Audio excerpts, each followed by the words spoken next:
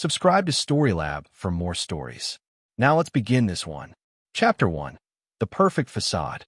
Simon Stewart adjusted his tie in the bathroom mirror, the fluorescent light casting harsh shadows across his weathered face. At 42, he carried himself with the quiet confidence of a man who'd seen the world's darker corners and emerged stronger. His neighbors in the affluent Westfield subdivision knew him as a successful security consultant who'd built his company from nothing after leaving military special operations. What they didn't know was the extent of what those consulting jobs actually entailed. Downstairs, the aroma of fresh coffee filled the kitchen where his wife Brenda moved with practiced efficiency. At 38, she remained strikingly beautiful, her auburn hair catching the morning sunlight as she prepared breakfast for their 15-year-old son Drew. The picture of domestic bliss, if you ignored the subtle tension that had crept into their marriage over the past year. Another business trip? Brenda asked without looking up from the stove, her tone carefully neutral. 3 days in Atlanta. The Morrison Group needs a security assessment for their new facility. Simon poured himself coffee, watching his wife's reflection in the window. Should be straightforward. Drew barely glanced up from his phone, earbuds firmly in place.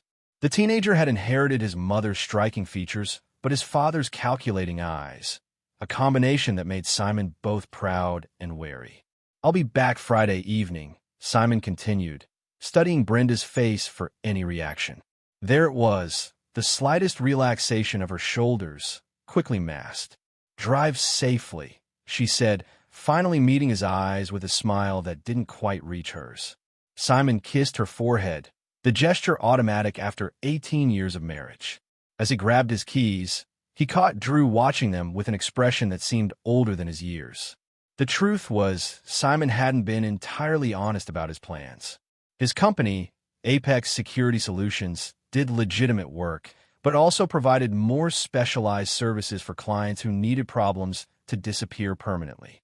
Over the years, he'd built a network of contacts in intelligence, law enforcement, and less savory circles. It was this network that had recently brought disturbing information to his attention. 3 weeks ago, his old Marine buddy Luther Farmer had called with troubling news. Luther now worked private security in the city and had spotted Brenda at an upscale hotel with a man who wasn't her husband. At first, Simon had dismissed it. Luther could be paranoid, and maybe there was an innocent explanation. But then the details started adding up. The late-night phone calls Brenda claimed were from her sister Kimberly. The new clothes, the sudden interest in fitness, the way she'd started working late at her marketing firm. Simon's trained instincts, honed by years of reading people and situations, told him something was very wrong. So he devised a test. The Atlanta trip was fabricated. He'd be staying at a hotel 20 minutes away, watching and waiting. Chapter 2. Shadows and Secrets. Simon checked into the downtown Marriott under an alias, using identification documents that were as legitimate as money could make them. His room overlooked the street, giving him a clear view of the hotel's main entrance. He'd positioned tracking devices on Brenda's car and Drew's phone, parental controls, he told himself, though he knew it was more than that. By Wednesday evening, his suspicions were confirmed.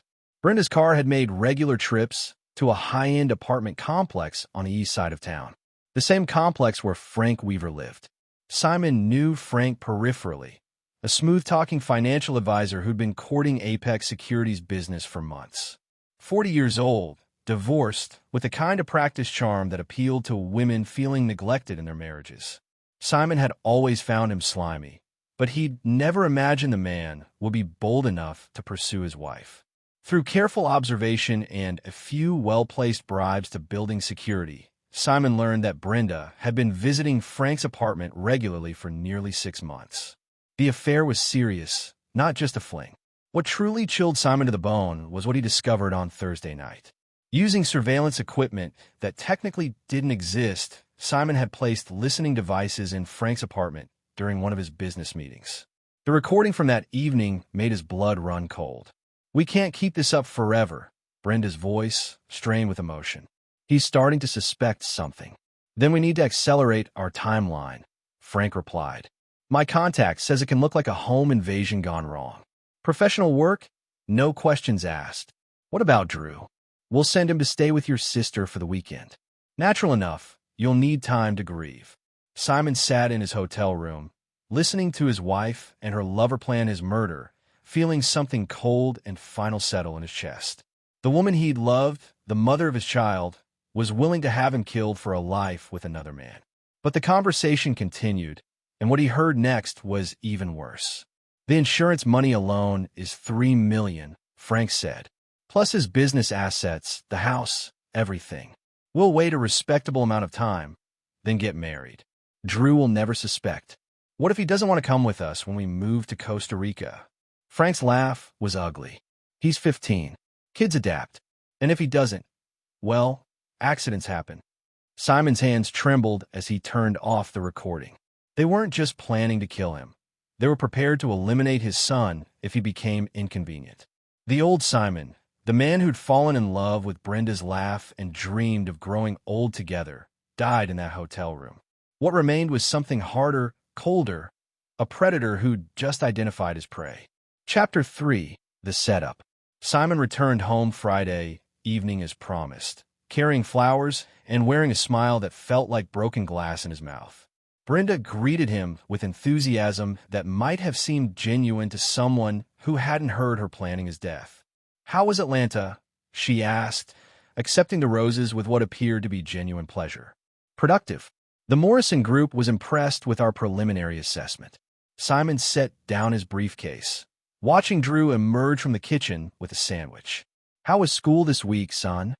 "Fine," Drew mumbled, but Simon caught something in his son's expression. Worry, maybe guilt. Over dinner, Simon played the role of the unsuspecting husband perfectly. He asked about Brenda's work, complimented her cooking, and discussed weekend plans, all while his mind worked through the logistics of what was coming. Luther had provided crucial intelligence. Frank had hired 2 men through intermediaries, professionals who specialized in making deaths look accidental. According to Simon's sources, they'd likely strike within the next few days, probably when Brenda and Drew were away from the house. Simon had his own plans. Saturday morning, he announced he'd be working in his home office all day, catching up on paperwork. Brenda seemed pleased by this. No doubt it would give her time to coordinate with Frank. "Actually," she said, "Kimberly invited Drew and me to spend the day in the city. Shopping, maybe a movie. We might stay overnight at her place." "Sounds perfect. I could use some quiet time to focus." As Simon watched them leave, Drew turned back once, his expression troubled. Simon wondered what his son knew, what he'd been told or overheard. The thought of Drew being manipulated by his mother and her lover added another layer of ice to Simon's resolve. Alone in the house, Simon began his preparations. His home office contained more than most people realized. A concealed safe held weapons, surveillance equipment, and other tools of his trade. He selected what he needed carefully: a suppressed pistol, tactical gear that could be worn under clothes, and most importantly, a ski mask identical to the ones his would-be killers would be wearing. Simon had learned through his network that the Hitmen planned to strike Sunday evening. They'd been told to make it look like a home invasion, to take some valuables but leave evidence of a struggle. Brenda would discover the body when she returned Monday morning, playing the grieving widow perfectly. But Simon had other plans. He spent Saturday evening making final preparations, including one crucial modification to the house's security system. Then he called Brenda. "How's the city?" he asked when she answered. "Wonderful. Drew bought some new clothes, and Kimberly took us to that restaurant we've been wanting to try." Her voice was warm, loving. If he didn't know better, he believed it was genuine. "I'm glad you're having fun. Take your time coming home. I'll probably work late into the evening tomorrow. Don't overdo it, honey. You work too hard." The endearment made his jaw clench. "I love you too," he said, meaning something entirely different than she thought. Sunday evening, Simon positioned himself in the basement, watching the house's perimeter through hidden cameras. At exactly 9:47 p.m., 2 figures in ski masks approached the back door. They moved with professional competence, disabling the main security system, but not the secondary system Simon had installed without Brenda's knowledge. The first man picked the lock while the second watched for neighbors. They slipped inside with practiced silence, splitting up to search the house. Simon smiled grimly. It was time to turn the hunters into the hunted. Chapter 4. The hunt begins. Simon moved through his own house like a ghost, using passages and hiding spots he'd constructed during the home's renovation years earlier. The hitmen were good, but they didn't know the terrain like he did. The first man was searching the living room when Simon struck. A sleeper hold applied with precision. The man dropped unconscious without a sound. Simon zip-tied his hands and feet, then took his weapon and communication device. The second hitman was upstairs, methodically checking bedrooms. Simon waited at the top of the stairs, timing his approach perfectly. As the man emerged from the master bedroom, Simon was behind him, the suppressed pistol against his skull. "Move, and you're dead," Simon whispered. The hitman froze, professional enough to recognize when he'd been outplayed. "Basement. Now." Minutes later, both men were secured in Simon's workshop, cable tied to chairs with professional efficiency. Simon removed their masks, studying their faces. Mid-30s, Eastern European features, the kind of men who killed for money and slept well afterward. "Let me guess," Simon said, pulling on his own ski mask. "Frank Weaver hired you through a middleman. Make it look like a robbery. Take some jewelry, leave a mess. How much did he pay?" The men remained silent. Simon selected a drill from his workbench, testing its weight. "I've done this before, gentlemen. I know how to make it last. The question is whether you want to tell me what I already know the easy way, or learn exactly how creative I can be." The first man, apparently the leader, spoke with a thick accent. 50,000. Half up front. Contact method? Burner phone. We text when job is complete." Simon nodded, picking up the phone from the table. "Perfect." He typed carefully. "Package delivered. Cleanup complete. Awaiting second payment." The response came within minutes. "Excellent. We'll transfer remainder tomorrow morning. Dispose of evidence as discussed." Simon smiled coldly. "Well, gentlemen, I'm afraid your evening just got much more complicated." He spent the next hour extracting every detail about their arrangement with Frank. The hitmen had been told to stage a robbery, but also to ensure Simon suffered before dying. Brenda apparently wanted him to know she was behind it. "She said to tell you it was for all the years you made her feel invisible," the second man admitted after Simon demonstrated his skills with a car battery and jumper cables. The revelation hit harder than Simon expected. Invisible? He'd given Brenda everything: a beautiful home, security, respect in their community. But perhaps that was the problem. In his focus on providing and protecting, had he forgotten to truly see the woman he married? The thought lasted only seconds before the ice returned to his heart. Whatever problems existed in their marriage, the solution wasn't murder and the betrayal of their son. By midnight, Simon had complete intelligence on Frank and Brenda's plan. After his death, they intended to wait 6 months before making their relationship public. Frank had already purchased property in Costa Rica under an assumed name. If Drew proved problematic, they had contingencies in place. Simon checked his watch. Brenda and Drew were staying at her sister's apartment across town. According to the plan, they'd return Monday evening to discover his body. That gave him roughly 18 hours to prepare the next phase. "What happens to us?" the first hitman asked. Simon considered the question seriously. These men had come to kill him for money, but they were professionals following orders. In another life, he might have simply turned them over to the authorities. "That depends," he said finally, "on how useful you prove to be in the next few hours." Chapter 5. Masks and Messages. Simon's phone buzzed at 6 a.m. Monday morning with a text from Brenda. "Missing you. Drew and I will head home around dinner time. Love you." He stared at the message, marveling at her performance. In a few hours, she expected to find his corpse and begin her act as the grieving widow. In the basement, his prisoners had spent an uncomfortable night. Simon had given them water, but no food. Hungry men were more cooperative. He'd also taken photographs of their identification documents and forwarded them to Luther, who'd run background checks through less official channels. The results were interesting. Viktor Petrov and Dmitry Kozlov, former Spetsnaz operatives who'd gone freelance after the Soviet collapse. They'd been in the country for 6 months, working exclusively through a broker named Angelo Ewing, a man Simon recognized as one of Frank's former clients. "Your broker," Simon said, showing Victor a photograph on his tablet. "Angelo Ewing, tell me about your arrangement." Victor's resistance had crumbled overnight. "He provides clients, we provide solutions. No questions, no complications." Ewing said this was simple, husband who might fight back, but nothing special. "Nothing special," Simon repeated. How flattering. He'd spent the early morning hours preparing for the day's work. The house's security system had been restored to normal, erasing any evidence of the previous night's activities. Victor's phone had been sending periodic updates to Frank, maintaining the illusion that everything was proceeding as planned. At 8 a.m., Simon called his office using a voice modifier that made him sound congested and exhausted. "Simon," his assistant Marilyn's voice was concerned. "You sound terrible. Caught something over the weekend. I'll be working from home today, maybe tomorrow too. Can you reschedule my afternoon appointments?" "Of course. Feel better." With his alibis in place, Simon began phase 2 of his plan. Using Victor's phone, he sent a message to Frank. Complications. Need to meet. Usual place, 2 p.m.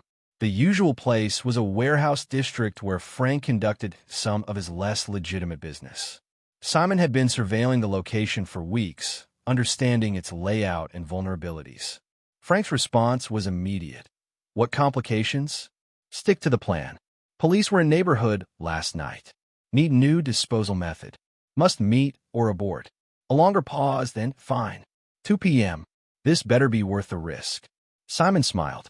Fear made people stupid, even clever people like Frank.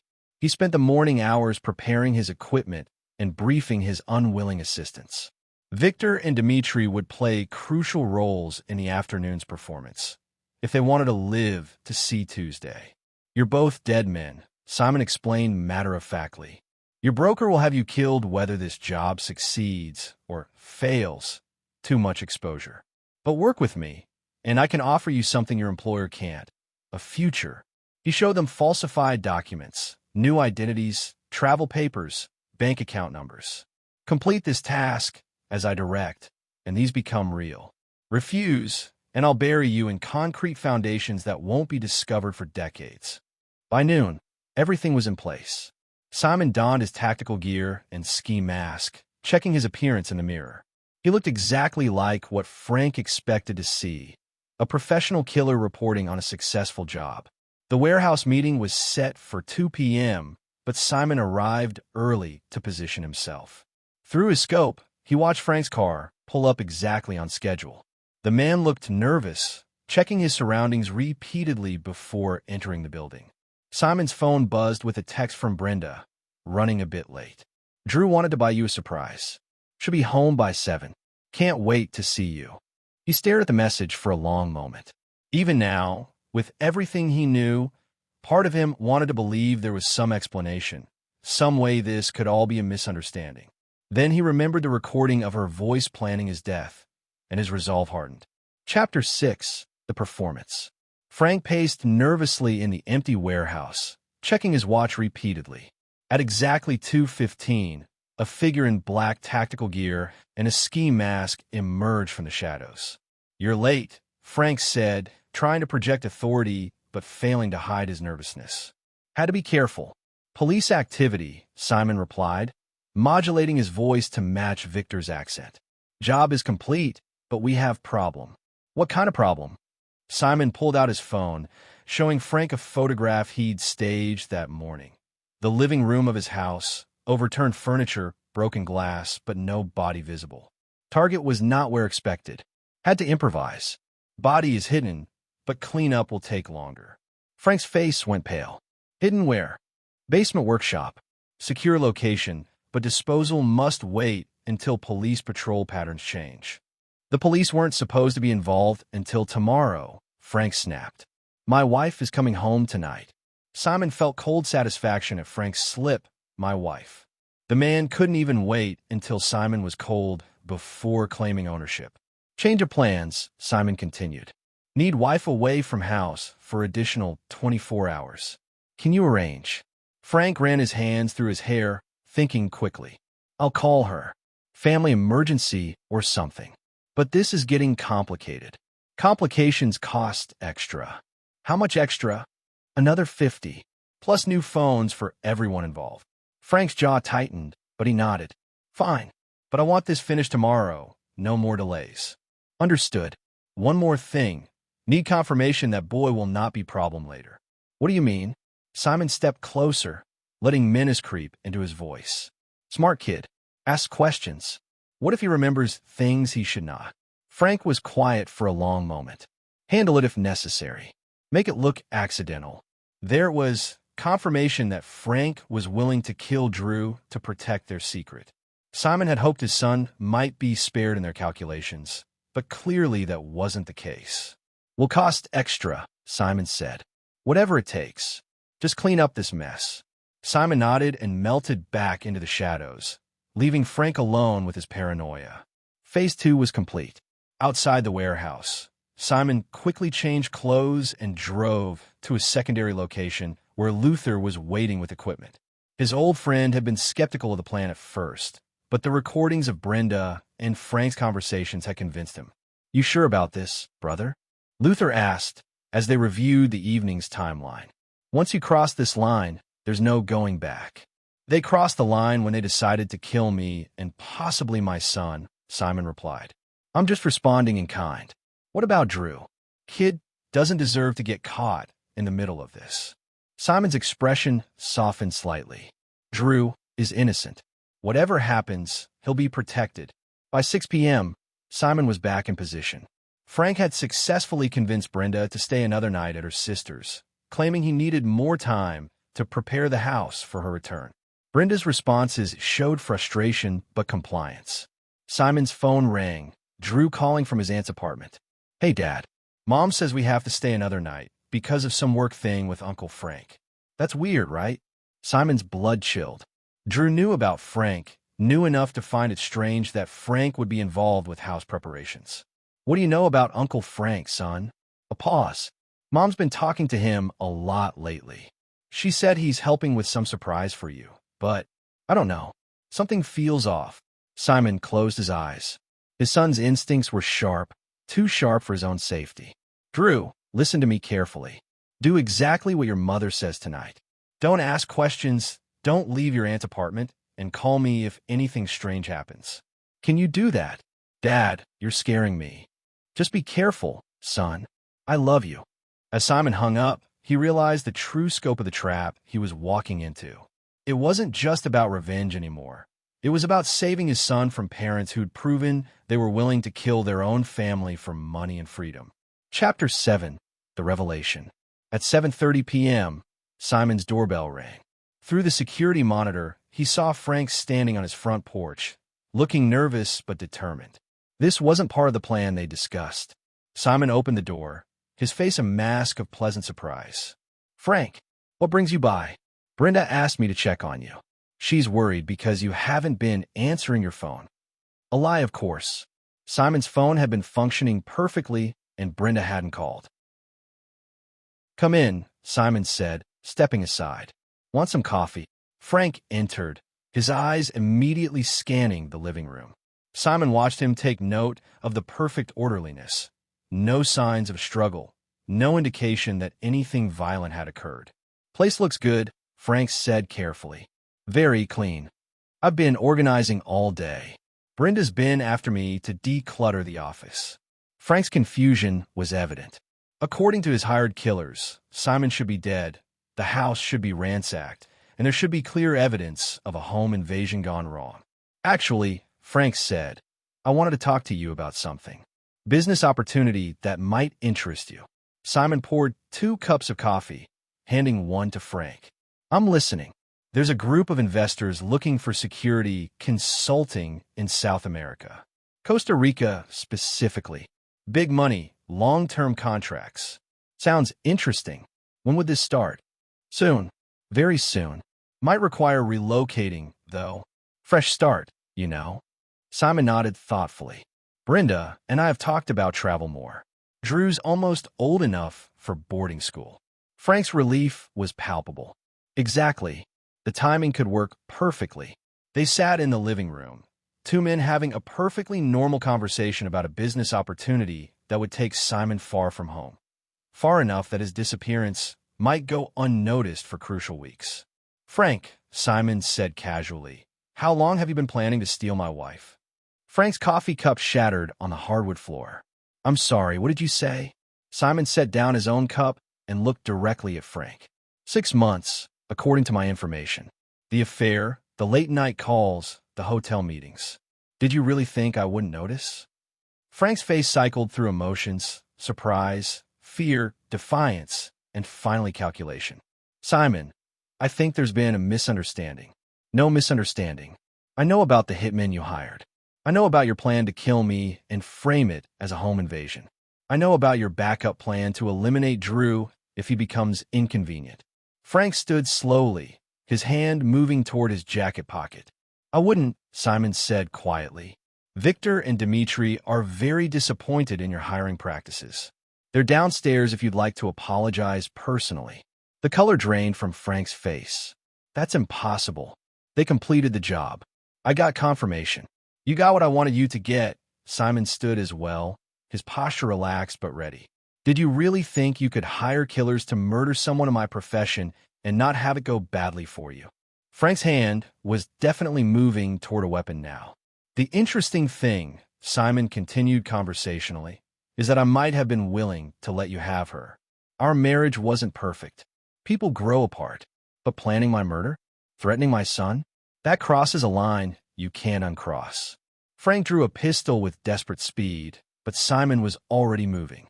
Years of combat training took over.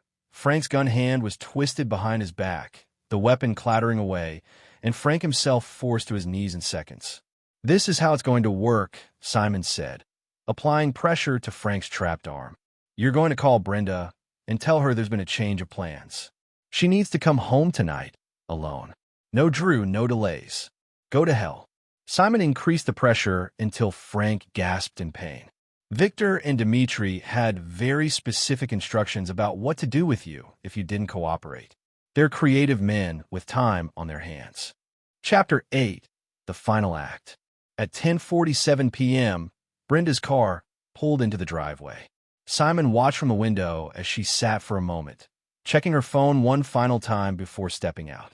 She moved with the confidence of a woman expecting to find exactly what she'd been promised: a crime scene that would make her a wealthy widow. Simon had spent the intervening hours preparing for this moment. Frank was secure in the basement with his former employees, and the house was staged exactly as Brenda would expect to find it if she were truly discovering a burglary gone wrong. The front door was slightly ajar. Furniture was overturned in the entryway. A lamp lay shattered on the floor. To someone arriving home unexpectedly, it would look like clear evidence of a break-in. But Simon wasn't hiding. He was waiting in the kitchen, wearing one of the ski masks from his basement guests, letting Brenda discover exactly what she'd paid for, just not in the way she expected. "Simon." Brenda's voice called out as she entered. "Oh my God, what happened here?" Her tone was perfect: shock, fear, confusion. If Simon hadn't heard the recordings of her planning his death, he might have believed it was genuine. She moved through the house cautiously, calling his name, her performance flawless. When she reached the kitchen and saw the masked figure sitting at her breakfast table, she screamed exactly as a surprised widow should. "Who are you? Where's my husband?" Simon stood slowly, letting her see the full menace of his appearance. "Your husband is gone," he said, using Victor's accent. "What to do with the boy?" Brenda's face went through rapid calculations. This was the moment she'd been waiting for, confirmation that the plan had worked. Her fear was replaced by cold satisfaction. "Finish him," she said without hesitation. Simon felt something final die in his chest. Whatever love had existed between them was truly over. The woman he'd married, the mother of his child, had just ordered his son's death to protect her secret. He reached up and pulled off the ski mask. Brenda's scream, this time, was real. "Hello, Brenda." She stumbled backward, her mind struggling to process what she was seeing. "But you're—" Frank said, "This is impossible." Frank said a lot of things. "He's downstairs with the men you hired to kill me. They've been very educational." Brenda's shock was giving way to desperate calculation. Simon, whatever you think you know. I know you've been sleeping with Frank Weaver for 6 months. I know you hired Viktor Petrov and Dmitry Kozlov to make my death look like a home invasion. I know you're planning to take Drew to Costa Rica and eliminate him if he becomes inconvenient. That's not. We would never hurt Drew. I have recordings, Brenda. Every conversation, every plan, every detail, including the part where you told Frank to finish our son. Brenda's legs gave out, and she collapsed into a chair. Oh God, Simon, I'm so sorry. It wasn't supposed to happen like this. How was it supposed to happen? You murder me, fake grief for a few months, then disappear with my life, insurance money, and my son? Did you think I was too stupid to figure it out? Tears were streaming down her face now. I felt so invisible, so forgotten. Frank made me feel alive again. So you decided to make me actually dead. I panicked. Frank said it was the only way we could be together without losing everything. I never wanted to hurt you, Simon. I loved you. Loved. Past tense. Simon sat across from her at the table where they'd shared 18 years of meals, arguments, and dreams. The woman I loved died the moment she hired killers to murder her husband. Simon considered the question seriously. What would you do, Brenda, if you discovered your spouse had hired assassins to kill you and possibly your child? She had no answer. The legal system would never convict you with sufficient certainty. Too many layers of deniability. Too many ways for expensive lawyers to create reasonable doubt. Frank would throw you under the bus to save himself, and you'd probably both walk on lesser charges. So what's the alternative? Simon's smile was colder than winter. Justice that matches the crime. Chapter 9. The Resolution. The next morning, Drew Stewart received a call that would change his life forever. His mother's sister Kimberly was sobbing on the phone, barely coherent. There's been an accident, she managed to say. Your parents, both of them. I'm so sorry, Drew. According to the police report, Brenda and Frank had been killed in a car accident on a remote highway outside the city. Their vehicle had crashed through a guardrail and exploded on impact. The bodies were burned beyond easy recognition, but dental records confirmed their identities. What the police report didn't mention was that both victims had been shot before the crash, or that the accident had been meticulously staged by professionals who knew how to eliminate evidence. Drew returned home to find his father waiting for him, haggard with grief, but very much alive. Dad? But Aunt Kimberly said, your mother and Frank Weaver were killed in a car accident last night, Simon said gently. I've been at the police station all morning dealing with the paperwork. Drew stared at his father in shock. Frank Weaver? What was Mom doing with Frank Weaver? Simon sat his son down and explained as much as a 15-year-old needed to know. Brenda had been having an affair. She and Frank had planned to disappear together with money stolen from Simon's business accounts. When confronted, they'd panicked and attempted to flee the country. The roads were icy, Simon said. They were driving too fast, trying to get to the airport. It was over quickly. What Drew didn't know, and would never know, was the full truth of his mother's betrayal or the details of his father's revenge. He would grow up believing his mother had made a terrible mistake but died in a tragic accident, not that she'd been executed for attempting to murder her own family. In the weeks that followed, Simon played the role of the grieving widower perfectly. He accepted condolences from neighbors who remembered Brenda as a wonderful woman who'd simply fallen in with the wrong man. He attended therapy sessions to deal with his survivor's guilt and the challenge of raising a teenage son alone. Viktor and Dmitry had earned their new identities. They disappeared into the American underground with documentation that would let them build new lives far from their former profession. Their broker, Angelo Ewing, had suffered an unfortunate heart attack in his hotel room, perhaps from the stress of losing his best team. Frank's financial affairs were in chaos. His theft from client accounts was discovered during the investigation, confirming the narrative that he and Brenda had been desperate to escape before their crimes caught up with them. The money, however, was never found. It had been transferred to accounts that would fund Drew's education and secure his future. 6 months later, Drew found his father in the garage, working on an old motorcycle they'd bought together. Dad, can I ask you something? Always. Did you know about Mom and Frank? Before the accident, I mean. Simon looked at his son carefully. Drew had grown 3 inches and gained 15 pounds since his mother's death. The boy was becoming a man, developing the same calculating intelligence that had served Simon so well. I suspected something was wrong, Simon said finally. Your mother had been distant for months, but I never imagined the extent of what they were planning. What do you mean? Frank had been stealing from his clients. Your mother was helping him hide the money. They were planning to disappear to South America and start new lives. Drew absorbed this information silently. What about me? Was I supposed to go with them? I don't know, son. I hope so. But Simon didn't know, and the knowledge that his wife had been prepared to abandon or eliminate their son remained a source of cold rage that would never fully fade. I'm glad they're gone, Drew said quietly. Simon looked up from the motorcycle, surprised by his son's honesty. I know that makes me a bad person, Drew continued, but I'm glad it's just us now. I trust you. I never really trusted her, even before I knew about Frank. You're not a bad person for feeling that way, Simon said. Sometimes people reveal who they really are under pressure. Your mother, she wasn't the person we thought she was. Drew nodded and picked up a wrench. Teach me how to fix this engine. Absolutely. As they worked together in comfortable silence, Simon reflected on the events that had transformed his life. He'd lost a wife but saved his son. He'd discovered betrayal, but also learned the true extent of his own capabilities. The man who'd once been willing to forgive human weakness and work through marital problems was gone. In his place was someone harder, more pragmatic, but also more honest about the nature of trust and loyalty. Brenda and Frank had learned that some lines, once crossed, could never be uncrossed. They'd gambled everything on their ability to eliminate the man who stood between them and their dreams of wealth and freedom. They'd lost, and Simon Stewart, the man they'd underestimated as a mark for professional killers, had proven that some people are more dangerous than their enemies ever imagined.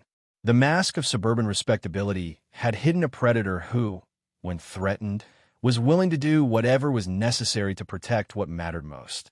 In the end, justice had been served, cold, final, and absolute. This is where our story comes to an end. Share your thoughts in the comments section. Thanks for your precious time. If you enjoyed this story, then please make sure you subscribe to this channel. That would help me a lot. Click on the video you see on the screen, and I will see you